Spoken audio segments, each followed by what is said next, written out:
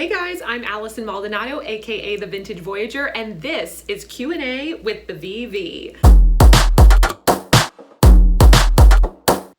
So I get asked a lot of FAQs about myself, about the show, about vintage, and I thought, why not make a little video so we can get to know each other better? Also stick around because at the end I'm going to be announcing some very exciting news, especially for our international viewers. So stick around for that, it's coming at the end. All right, let's get to these questions. Question number one, how did the Vintage Voyageur begin? There's a reason this is the first question. It is absolutely the one that I get asked the most, especially when people realize that I'm not just the host of the show, but I'm also the creator. The Vintage Voyageur is really a culmination of everything I absolutely love and am passionate about.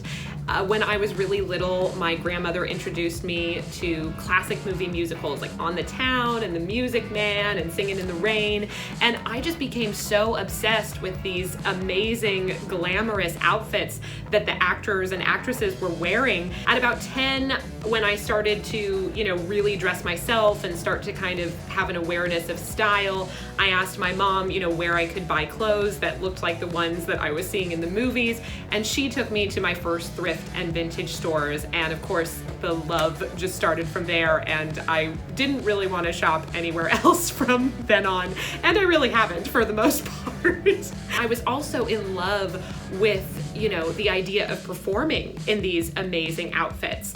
Influenced by this, I started performing at a very early age and performed all throughout my childhood until I was 18, and I actually went to a performing arts school in New York City and then started performing professionally when I was 20. Growing up in the early aughts, that was kind of the birth of reality television as we know it now. There was a reality television show about everything, and it was like, why isn't there one about vintage shopping? This has to exist. And so the wheels got turning, and I kind of started thinking, I should really make this show. This would be a really great way to combine my knowledge and love of performing with my love and knowledge of vintage clothing and fashion. So you know what? Let's do it. In 2016, I asked the help of my good friend Nikhil Sabu to film me, at these different vintage stores in New York. We went to 7 different locations around New York, threw the episodes up on YouTube, and the rest is history. It's kind of been amazing to see how the show has grown over the course of the last 4 years, moving from YouTube to Amazon, covering, just vintage stores in New York to now stores across America, and not only stores, but enthusiasts and events, and now vintage cars. It's been really, really cool to kind of grow our show, and cover vintage culture as a whole. And I can't wait to see what we cover next.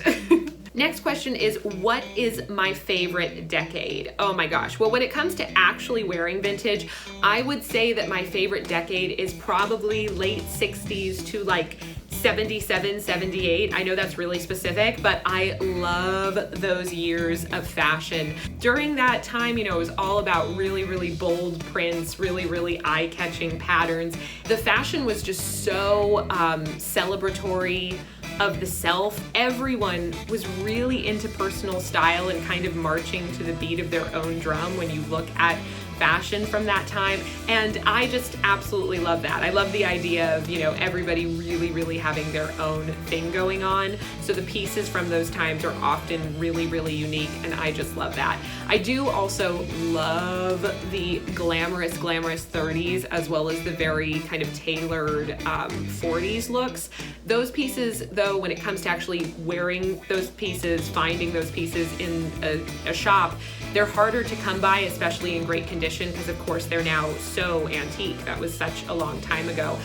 So if I am kind of wanting to emulate a 30s or 40s style, I'll often wear things that I found from the 70s or even the 90s and kind of tweak it to have that look. But I think my favorite would be, the 70s. I love it.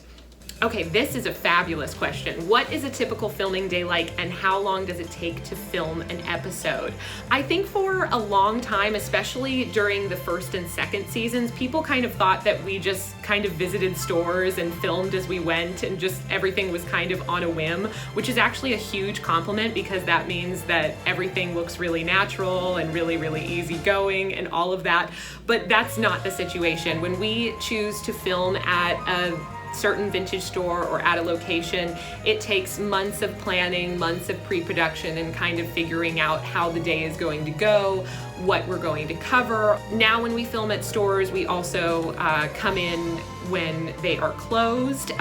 Early on episodes, you actually see other people shopping with us. That's because we were there when the stores are open.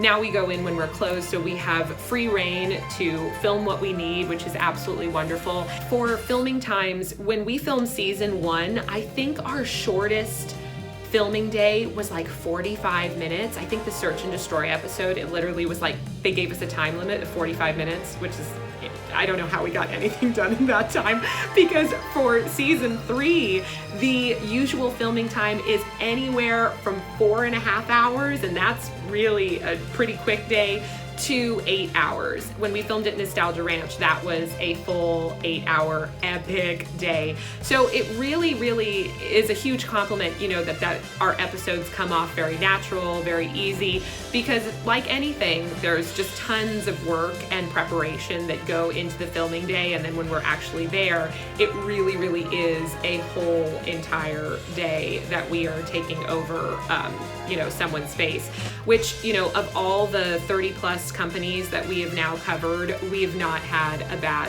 filming experience. Every single place that we filmed in, every single owner has been so amazing and accommodating and hospitable. Every single episode ends with kind of a lesson learned, and that is the lesson that I truly learned while filming at each location. I always learn something new from these incredible sellers, and often, especially for season 3, every single one of the places we filmed at, when we were done with filming, all of us would have a drink together, and that has just been one of the coolest things about this, is really building a relationship with everyone that's also featured in the show after we film, and that's been amazing as well.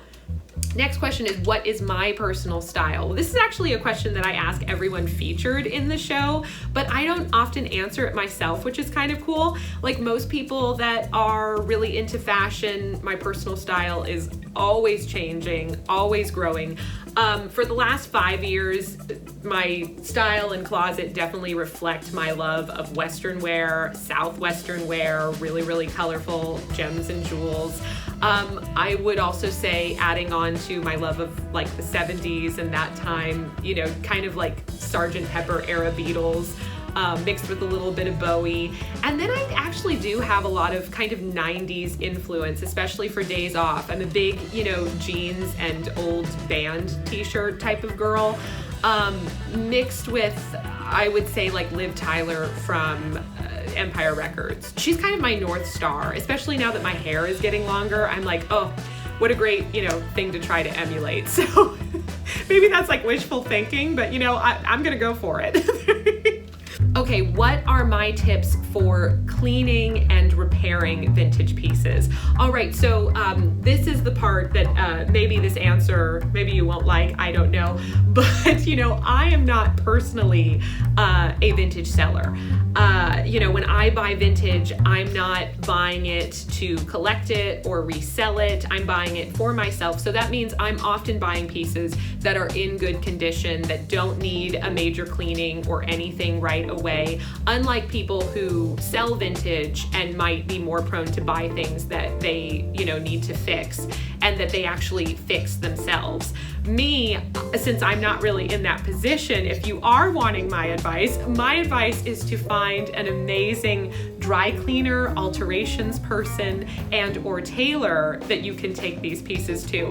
And once you do find a person like that, or people like that, become best friends with them and take all of your vintage goodies to them. That's what I have done. I'm very close with Young, my tailor. I absolutely love her. I've brought her so much vintage stuff stuff that she has completely repaired or altered and made perfect for me. So that is the type of thing, you know, I don't have that DIY knowledge. A lot of vintage sellers I know do have that knowledge. So if you're curious, they're more the people to reach out to about that. But my advice for you, find a great tailor, become BFFs, and leave it to the professionals.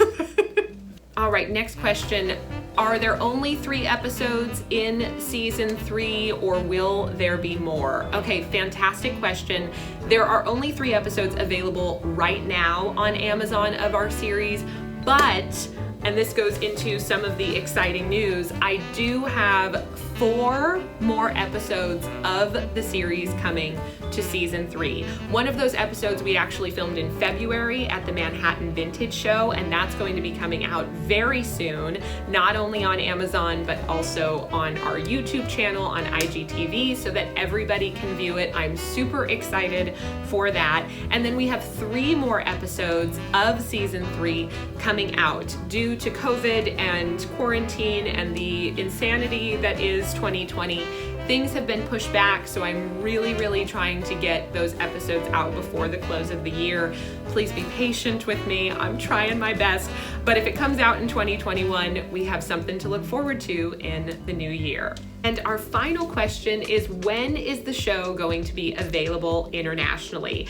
I would say this is probably the second most asked question out of all of these by far, and thus leads me to the very exciting news. Bum, bum, bum, bum. So guys, up till this point, our agreement with Amazon is that we only distribute in the US and the UK, but that is about to change.